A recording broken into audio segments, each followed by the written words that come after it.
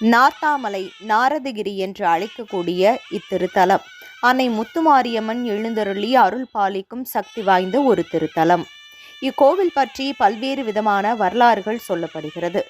ஆனால் இக்கோவில் பற்றி சொல்லப்படாத சில உண்மை நிகழ்வுகள் இருக்கின்றன. காலப்போக்கில் சொல்லக்கூடிய சில கதைகள் சேர்ந்து பழைய உண்மை நிகழ்வுகளை மறைத்து விடுகின்றன. அந்த வகையில் மறைந்தும் மறையாமலும் இருக்கக்கூடிய சில வரலாற்று உண்மைகளை தான் இந்த பதிவில் பார்க்க போகிறோம். கிட்டத்தட்ட 18ஆம் நூற்றாண்டு இறுதியிலும் 19ஆம் நூற்றாண்டு துவக்கத்திலும் நடந்த வரலாறு இது. அந்த நூற்றாண்டில் வாழ்ந்தவர்களுக்கும் அவர்களை தொடர்ந்து வந்த பரம்பரையை சேர்ந்த இன்று வாழக்கூடிய மக்களுக்கு மட்டுமே தெரியக்கூடிய ஒரு வரலாறு இது. நார்த்தாமலை முத்துமாரியம்மன் புதுக்கோட்டை மாவட்டத்தில் இருந்து 16 கிலோமீட்டர் தூரத்தில் உள்ளது.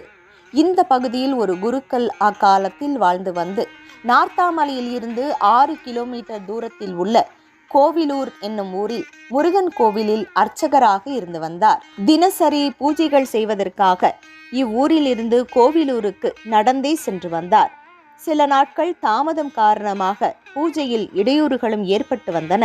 எனவே முருகன் கோவிலில் உள்ள முருகப்பெருமானுக்குரிய அச்சரம் போடப்பட்ட எந்திர சக்கர தகட்டை ஒரு நாள் தம் வீட்டிற்கு எடுத்து வந்து தமது வீட்டிலேயே வைத்து எந்திரத்திற்கு பூஜைகளை செய்து வர தொடங்கினார்.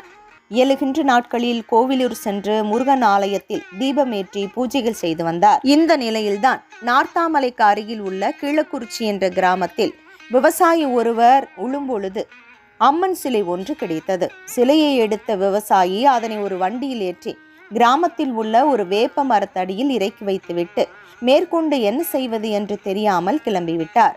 கீழக்குறிச்சி கிராம மக்கள் அம்மன் சிலையை வெகு விமர்சையாக கொண்டாடி பூஜை முதலான வழிபாடுகளை செய்தனர்.